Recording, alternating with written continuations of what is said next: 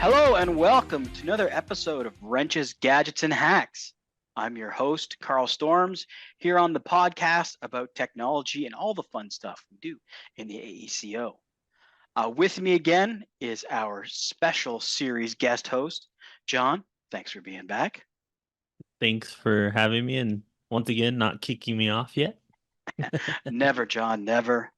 And the guest for this episode, Jisell. Tell us a little bit about yourself. Certainly. Hello, and thank you for having me on the podcast. My name is Jisell Howe, and I've been working in the AEC industry for coming up on 14 years now. Wow, time flies by when you're having fun. I currently work for an engineering firm called E&G Works Global. I've been there for almost 4 years. I work with manufacturers and non-manufacturers for BIM and BIM content projects, that sort of thing. But prior to that, my background is heavily in manufacturing. I used to work for a manufacturer for nearly a decade, and that's my world is all of that. So that about sums it up for me. Yeah.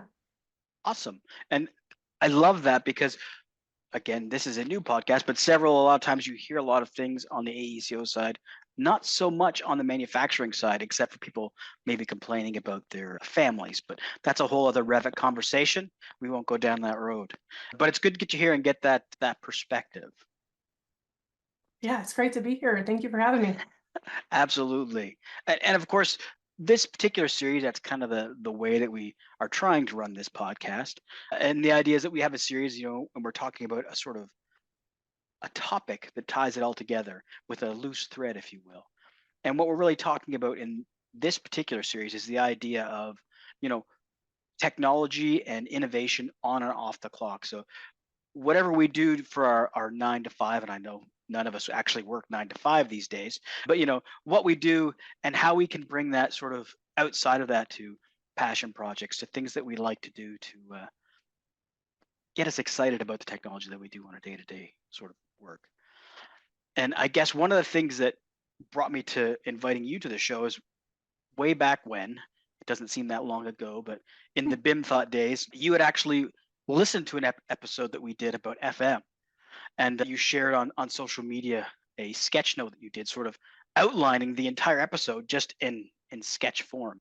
And that sort of blew us all away. And then we had you on a couple episodes later to sort of talk about what you do and what you think. But for me, really the idea of working with data and that, well, your skill to be able to draw, which I'm very much jealous of, to bring those sketch notes and bring them into play. So I guess my first question would be, how do you find that you have a skill to not only sketch, but be able to sort of draw out a story? For me, the part of being able to lay it out so that I could follow it, which yours are very easy to follow, would be I would spend the entire time trying to lay it out and never actually get to draw it.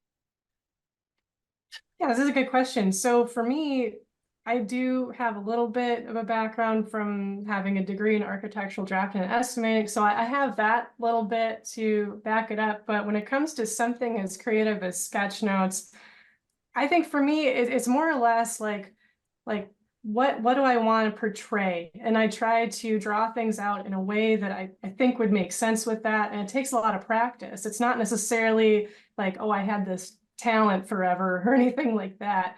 It took lots of practice. I recall around 2019, 2020, around there, I was trying to get into the sketchnote things because I saw a lot of other people doing it. I thought, this is so fascinating, like this visual note taking. This is so different compared to what you usually see, especially different compared to what's taught in school.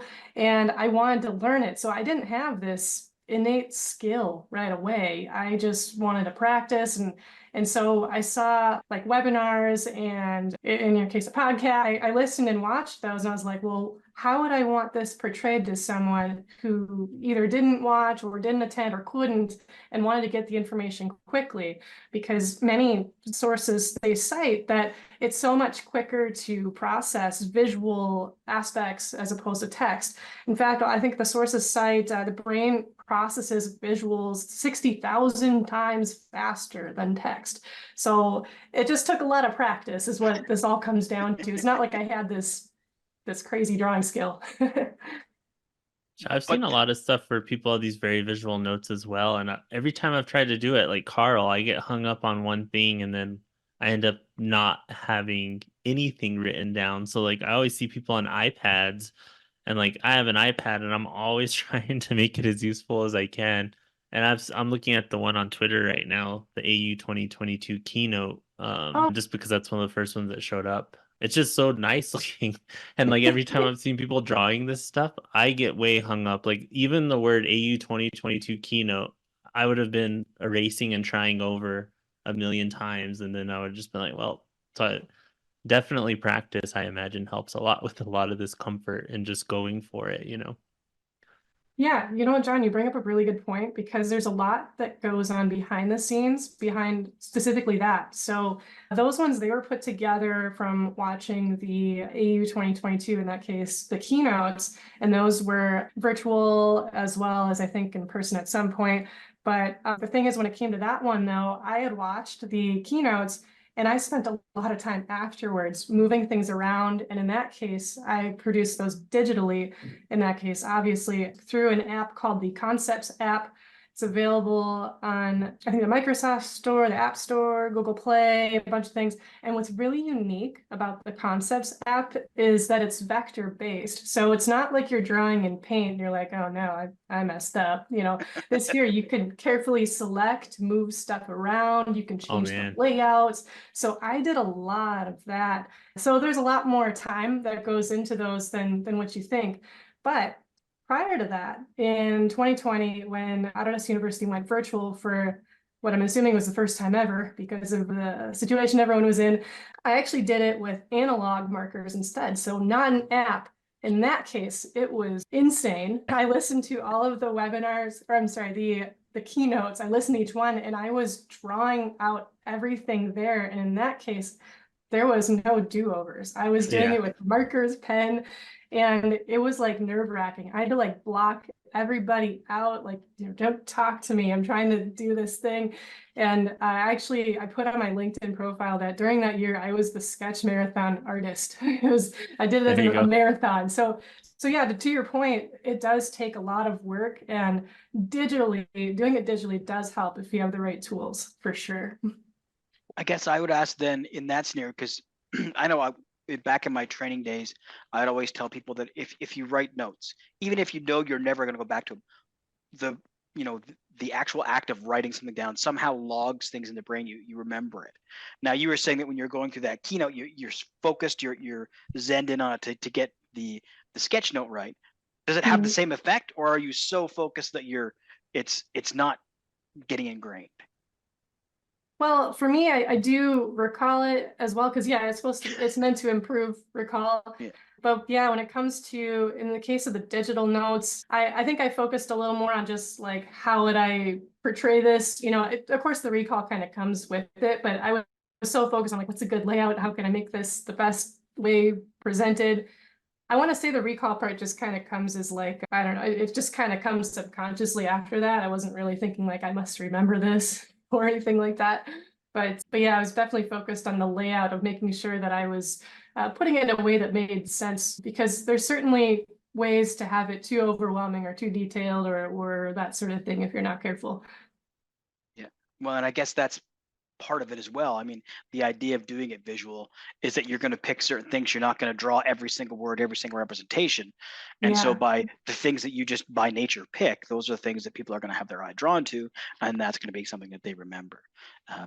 So I mean, it certainly makes sense. Again, I'm just in the same boat as John. That the fear of getting it wrong messes up the whole process for me. Yeah. Absolutely. And it helps when it's digital these days for sure. And then I guess another kind of thought is there's a lot of infinite canvas apps these days, even more than just a few years ago. Have you like collaborated with people on some of these before? I've only had experience, I think, with the Concepts app specifically. I have Okay. looked at some of the other ones. I know there's other Sketchnote kind of apps or apps that can be used for that. I'm a big fan of there are people who actually put on like meetups for Sketchnotes. There's the Visual Jam meetup with Grant Wright and Patty Danda. I hope I'm saying the name right. I'm so sorry if not. But they put on a thing where they do sketch notes. Pretty Same with cool. Mike Rohde, the originator that I am understanding, the originator of sketch notes. I think he recommends certain apps as well. So there's a lot of them out there. I might have tried a couple of them just to see like what they were like, but I didn't spend a lot of time. I mainly liked the Concepts app because I could put it on I had like a little tablet at the time, and so that made it really nice. And I got like a little glove for my hand so it wouldn't, move around the screen as much, and I would just draw on there. So I've had most of my experience with that one, but yeah, there's a lot out there now. Even Apple implemented one recently that they have just on every iOS device, right? I don't even remember the name right now, but it's Mhm. just, it seems like there's a lot of options these days. And Carl and I should probably give it a go again now on our own, right? We should, and we seem to keep mentioning that Apple product, so maybe they are going to sponsor us. Maybe we will eventually get that, fancy new iPad gear. But I think that would help, and I guess similar but different. And maybe you can tell the difference, Jisell. We talked about working with Sketchnotes and the idea of listening to a keynote or to a podcast or something and sort of sketching a way to get the idea of the episode. I'm assuming, and just from the way that I've seen it, that it's different than mind mapping, where you're just sort of putting little circles or diagrams and saying, this is the thought I'm trying to get. It's a different process, right? We're not sort of crossing the boundary between the two. Yeah, well, I like to think of it as like you could have different ways of organizing your sketch notes where you could make it kind of be like a mind map situation if you want, just due to the layout.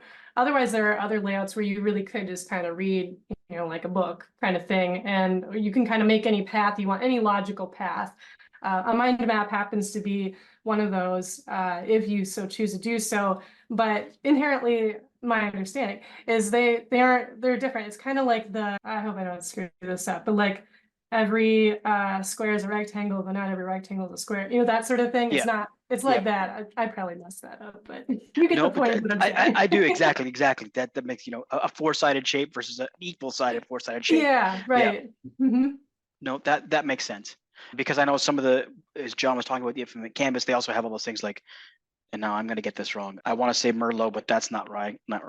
Whiteboard and those different things were for mind mapping specifically, where basically you can draw in there, but they come with all those squares and rectangles and circles to make that easy to get your information across. But they're truly more of a note taking and thought process as opposed to a design sketch app. Right. That's Yeah. kind of like a brainstorming type thing. Like Yeah. maybe studying or collaborating with other people, because some of those apps like Miro and That's the word I was looking there's for. other one. I forget. We're name dropping all over the place. Yeah. Yeah, but those ones are like collaborating, whereas like the sketch notes, it's more like you're kind of presenting something to an audience and for them to quickly see, and so it's got a more of like a presentation quality kind of thing. So that's where I think the distinction really comes down to. So a sketch note might have a mind map kind of layout in general, but it's inherently different. Makes sense. I guess this question has nothing to do with, well, it has a lot to do with the topic. I shouldn't say that, but it was more just for my curiosity. Have you ever live sketch notes? So like if you're at a conference or if you're, in a boardroom talking about something, that you would be up there, doing the sketch note for the group? I haven't personally done it live, like in a classroom, that we'd refer to as graphic recording. I've seen it done and it's so sweet. I know it was definitely several years back at this point. There was like a CAD manager tell-all class or something like that. And I know there was a graphic recording artist in there, and it was so awesome to watch. I haven't personally done that. The closest I've done was in 2020 when everything was virtual and I was drawing it all out. I actually had a camera like above my desk, cool. like watching me do it, so that it drew all out and we put it on YouTube. So that was kind of fun. But that's the closest that I believe I've ever gotten to it. Just because that's a lot of pressure to do, for sure. They had someone at Built in 2018 do it, I think, for the Building Content Summit or something. Yep, on that a was in big St. Louis, piece right? of paper. I think so, because I saw I wasn't in the class or in the session, but I saw the paper after, and it was just like filled, and I'm like, whoa, holy smokes. Yeah, it was funny that came to my mind when Jisell was talking about that as well. That I thought it was AU, but you're right, it was Built where they did that and bring it out, and it's at the end again. It's just so much information you could spend there. It's almost like a Where's staring Waldo? at this whole thing, and you're like, whoa, look at all this gold in there, right? Yeah, it's cool to see, especially when they get into like doing little silhouette drawings of the speakers, they'll go put them on there too. I'm personally a little too nervous to do that because I don't want anyone to be like, I don't look like that. You know, like I don't want to I don't You want don't to want do to be that. like So a I just don't. caricature artist and like emphasize the wrong features. Right? I don't want to no, so I just don't. So all the if there's any like people on mine, they're literally like fancy stick figures because I'm just like, no, Yeah. here, that's all you're gonna That's get. exactly how I would be because like Mhm. that's one reason why I've never gotten a caricature because I just don't want to see what they highlight, right? Exactly. Nice. You walk away just like, wow, thanks. Don't really look like that, do I? You have some good notes after at least, I guess. Nice. I guess the other side to this is the other thing that I know you for, Jisell, is your ability to work with data. So I know you do a lot of things with Tableau, but also Power BI. So we're taking all of this data and we're putting it, again, we're talking visual. It's kind of Sketchnote way, but the way to make the data look good. And you, when we were talking on BIM Thoughts, you were doing these sort of weekly challenges where you go in there and they would present you with a task and you would find a way to make it visually appealing. And again, using Tableau to bring that out. Is that still something that you enjoy doing? Yeah, I've moved on to some other methods of data visualization as well, because Tableau is just one of them, Power BI is just one of them. It all comes down to tools in a toolbox, really. So nowadays I look into various programming languages that do what I want, because you can do crazy custom stuff once you learn about it. So I work in Python, I occasionally work in R, I'm getting into Julia language. It's been a really fun thing to explore how to visualize data and build apps and stuff. I recently built a Streamlit app with Python to analyze my the books that I read all of last year. So it just showed like, you know, here's how many pages each of the books were, here's how you rated each of them, here's how many books you read, here's the kind of topics that they were on. And so I was able to show that with interactive data visualizations. So that was pretty fun. Also in January, I took part in a fitness challenge with Jocko Willink. I don't know if you're familiar. He did the DEF reset, DEF, discipline equals freedom. If you know, you know. So with that, a lot of that involved little fitness things like, you know, do 5 minutes of burpees, do 5 minutes of lifting weights, do 5 minutes of jumping jacks, or like whatever. And you add up, you know, what you're doing throughout the day. And it comes down to a thing where you're doing fitness every day. And so I tracked that in a fitness app, and the fitness app allowed me to export the data. And from there, I built an app in Julia language because I was learning it at the time. And I was able to get this nice scatter plot of like tracking all the fitness that I was doing, you know, different activities. And I made it also track like down to the very specific activities of what they were. So since July of last year, I've been training in jujitsu. So all of my training, I track that. I track when I get the stripes. I track when I attend classes. And so yeah, I think to answer your question, I did work in Tableau and I love it and everything, but now I'm moving on to like programming languages and doing like little personal projects like that. And it's been really fun to learn and Very have it be cool. with like relevant topics at the same time. That's awesome. And yeah, just thinking about data, you mentioned being able to export it from the fitness app you're using. A lot of times, Yeah. if I'm using apps on my phone or wherever it is, if I have no way of exporting the data it's trying to show me, like I'm not super happy. So like that's always a Yeah. really cool thing to look out for when you're using some of these things is like it's all there, like give it to me, right? Like give me that data. Yeah, the app I have is I think it's called My Net Diary. It's really great for that. So yeah, I was able to log in online and download it as a spreadsheet, and then I just tie it to the apps that I build and nice manipulate the data from there. And yeah, I get some nice interactive visuals and stuff. And it's been fun to pair the learning with you know tracking stuff with goals and all that too. So yeah, it's been a good time. And do you use like different backends for any of this stuff, or are you just doing like direct connections to your different sources? So like for your books, where are you kind of storing all that data? Is it in a spreadsheet or Yeah, a lot of times I'm getting spreadsheets out of it. On occasion, I might build out like a SQLite database or something, but oh cool. sometimes it's just so small of a data set that's like you're Yeah. fine as a spreadsheet, Not you gonna know? throw it on AWS and start paying by the minute or Yeah, they all want to make money. So that's very cool. I think that, well, I'm glad to hear that, and I think we're in the right spot. So we've gone from finding something we like, we've become interested in it, and then we've moved on into the DIY phase, if you will. And I know what Python is. For whatever reason, all the languages I've played with, Python's never worked for me. I've dabbled in R a little bit. I have no idea what Julie is, so I would be curious as to what that is, just to really make everybody excited about what we're talking about today. Well, yeah, with that one's it's a newer language compared to Python and R. My understanding is that one's been around for about 10 years or so. I only recently got into it, but it's supposed to solve the issues that are presented with Python and R and other languages. So it's very fast. It can visualize data. It's great for just computational stuff, a lot of different things. I'm still learning more about it myself, so don't quote me a ton, but it's just another programming language, and it's been fun to learn. It's just it's a newer language, and I don't know, I just pick out just projects to try to do with that to learn it. So yeah, it's been fun learning about it and just seeing what I can do over time with it. So yeah. That leads to a similar but different question. All my questions are similar but different. That's just how I roll. Now, it wasn't just this year. I think it was the year before. So January 2023, perhaps. You redid your website, your blog, and Oh, you sort of did that in the same way that you decided, instead of going to some other out of the box thing, you decided to build your own on the back end.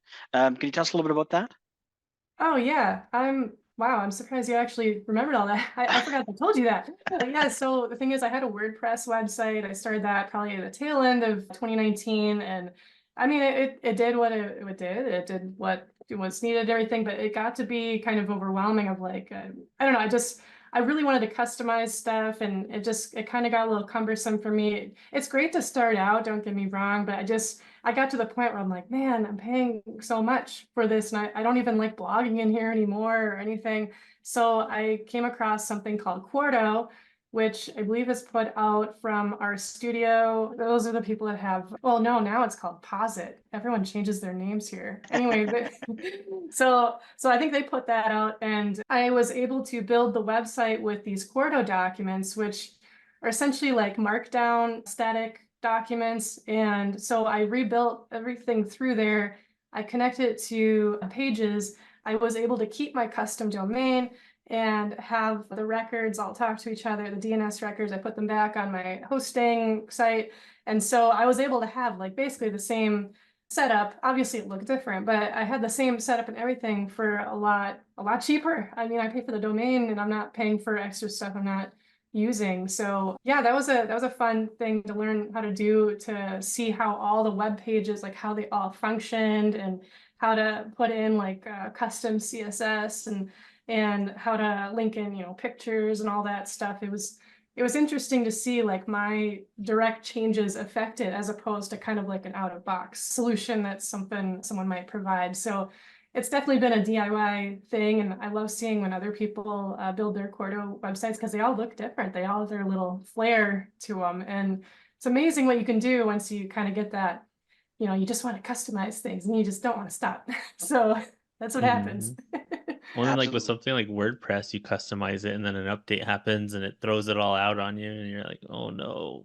Yeah, that's the thing. Like, I mean, don't get me wrong, WordPress is great for what it's doing, but at some point I was kind of like, I don't even like blogging in here, I don't like Yeah. coming all into this thing, and so it's nice to do the Quarto stuff, because that's all kind of like a local, like through our studio. I haven't done it in a little bit, but our studio itself, it's got like an interface where it's got the code side, and you also have like other views as well. So you can kind of see how stuff is looking both on the code and whatever, how it's formatting. And I thought that was nice too, because sometimes stuff just doesn't format right. So I go on the code side, I'm like, no, you're gonna format the way I want you to format it. Yeah. So Very so cool. And it's it been looks like fun it, exploring all those things. But Yeah. yeah. yeah. It looks like it supports VS Code as well, which I use a lot of VS Code myself. But yeah, that's Mhm. very cool. Yeah, It, you can do a lot of that. I used to have my website through Jekyll and I GitHub was gonna Pages, say which that was free as well. Free is super powerful. it is, and I'm it. There's a double-ended meaning to this question, because I have 3 sites that are on WordPress. Each time I start up a new one, you get less and less functionality for more and more money with WordPress. It's the way the world Oh, goes. wow. But my worry was, as you mentioned, I have so much stuff on the one website to try to get it all over, and it's like, well, okay, fine, I'll just give them their money. But now I'm getting more into it, and there's less and less things you can customize. And even if you know how to do that stuff, they turn off all the customization on the back end. So I'm glad to see that with a little bit of elbow grease and the Yeah. ability to get in there, you can do it. Now, when you were going through that process, did you have parallel, like were you recreating with something that already existed, or did you just cut the cord and start from scratch? I believe I was recreating everything. So all the blog posts that were on the WordPress site, I was actually putting them into new Quarto documents and, doing the stuff again on that. So I was kind of going through one by one. I want to say that took me like either it was one full weekend or possibly 2 full weekends. I forget, but it was like straight of copying the text, making sure stuff was formatted the way I want, put the image in, and just redo that post, redo that post. So I probably didn't have that many posts, but yeah, I was redoing every single one. Then Sometimes I the wrote a stuff blog that post about me redoing it. there you go. Now you have content to use. A lot of times Yeah. there's these things that offer automation to migrate though. And I'm going through it right now, testing a platform, but it'll migrate 100 and something blog posts, and then it only Oh, took like the excerpt text in my case. So now I have to go through and just delete all those, which they don't have a batch delete in my case. They only have a batch wow. import. So like going one by one sometimes sounds super tedious, but like you've QA'd it at the same time, right? So like Yep. that's a challenge I'm facing right now with testing something else. But yeah, I have a lot of feedback for them now. And those are the Yeah. kind of things that keep you in some ecosystems for sure. Like Carl said, I mean, I've talked with Jeff, the Revit kid, before because he's on Blogspot, which was huge when like he started blogging. I had a Blogspot blog, and what's held him back is migrating his thousands of posts, Oh so like my. yeah, like that's where it starts to get a little stressful, with all that historical stuff, and then you get into SEO, and it's a crazy, crazy place. But I think migrating one by one is kind of a good choice. A lot of people might cringe at that thought, but you're already making sure it looks good, right? Yeah, right. There was QA involved with each one, and some of it was just kind of like, well, what am I looking to get out of it? I mean, I'm not selling things personally, so I guess the search engine optimization, I didn't enact like any of that going forward. And I had like a search engine optimization thing with WordPress. It was like this judgy add-on that would tell me stuff like, I don't like how that's written and whatever. And I just kind Like you could of, do I don't way know, like better. I was like, I don't need this in my life. And so I don't really care. I'm not Telling me selling off. anything. So so I just kind of just did away with the whole thing. But maybe your needs are different. I don't know.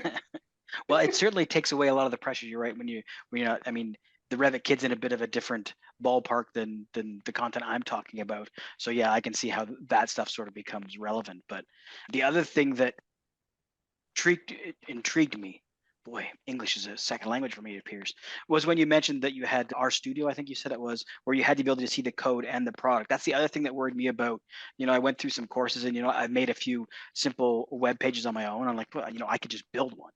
But then Mhm. everything's done in the code, and I'm not like the Matrix. I like some of the code, but the ability to just be able to sort of type and add a picture makes life a little easier than doing everything in the code. There's some niceness to that, but there's also a lot of tedious to doing that through everything. So having the ability to do both, I think, is an added benefit.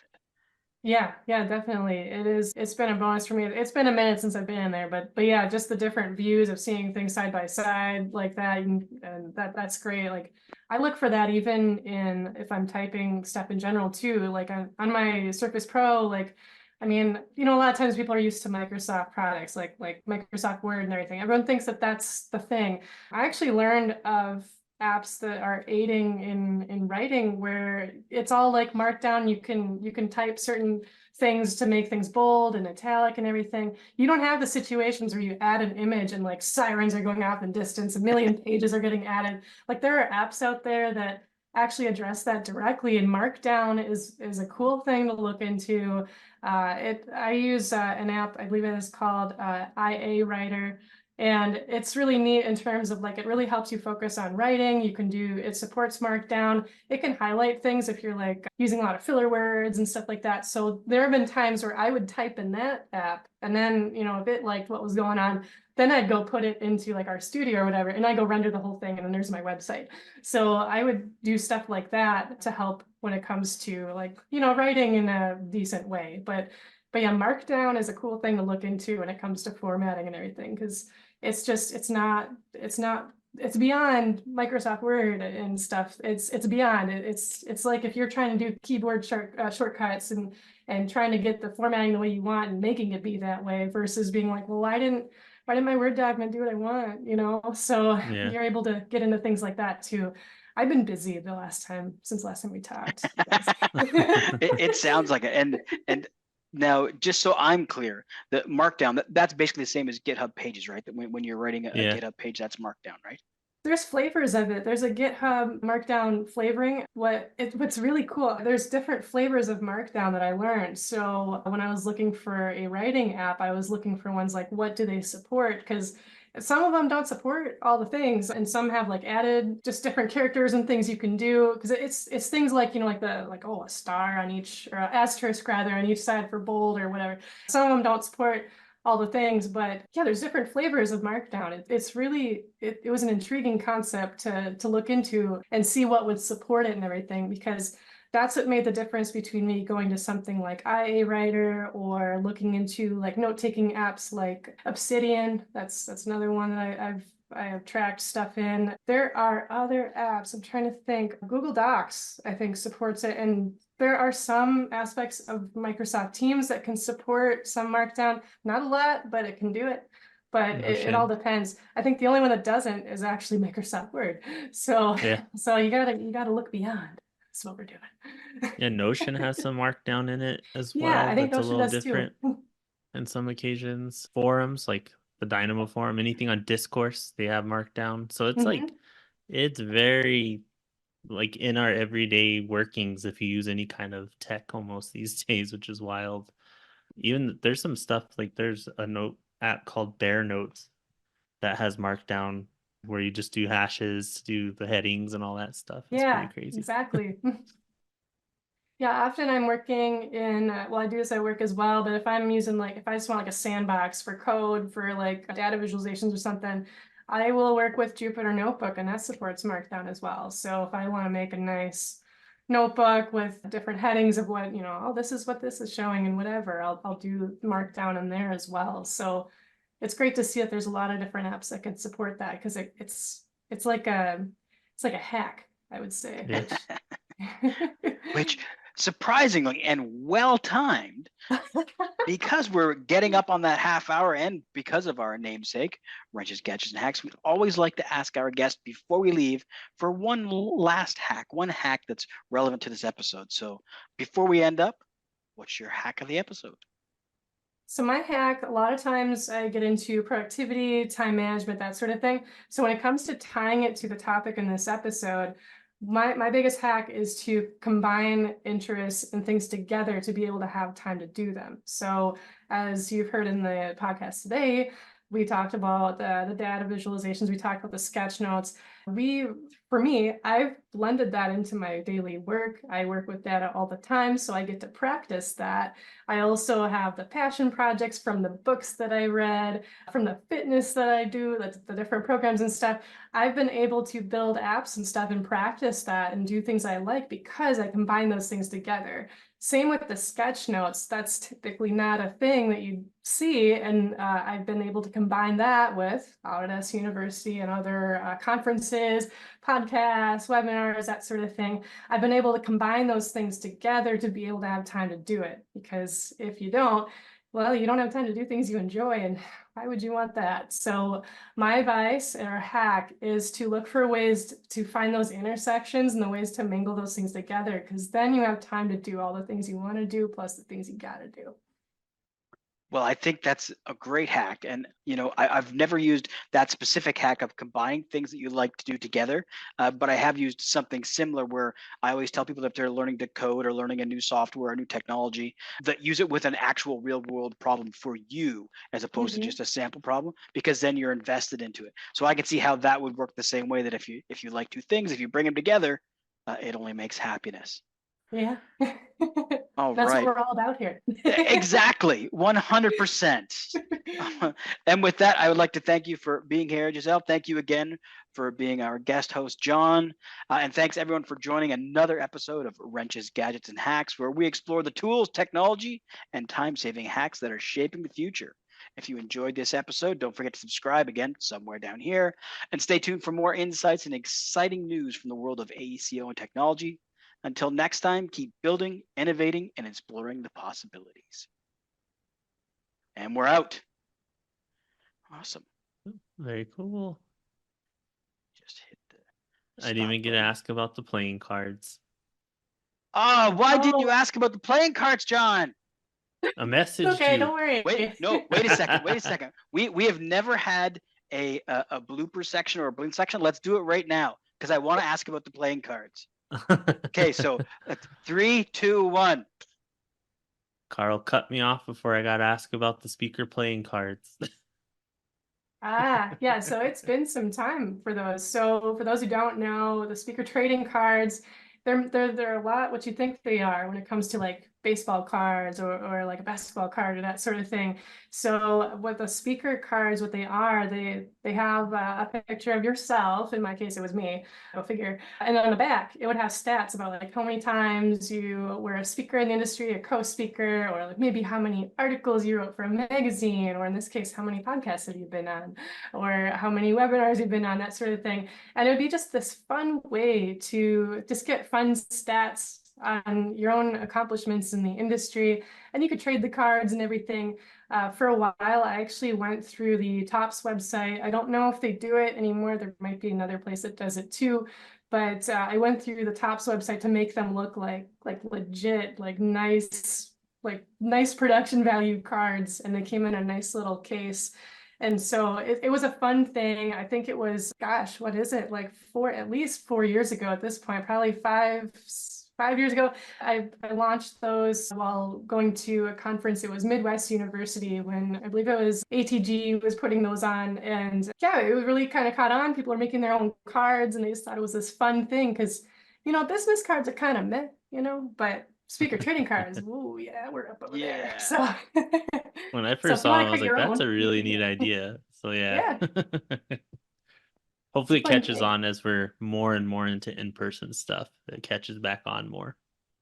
Yeah, What? I hope so as well. It's been a little while since I've dealt with those, but they're fun though. It's Do them fun to like see like a cool Pokemon. card. Show your weaknesses. I'm Yeah, just kidding. exactly. Well, and it ties back to what we were talking about on one of the previous episodes, is that we're all makers by heart. We were talking about 3D printers. We were talking about, the cutting machines, the crick cuts or the silhouettes. We basically all have the technology now to make our own. We don't need to go to Topps to make those cards Yeah. nowadays. So yeah, Yeah, I like definitely. it. My first ones were with I created with Photoshop, and I sort of messed up, so they were way bigger than what needed to be, but they were still great. That's So awesome. it can be done. Nice. Very cool.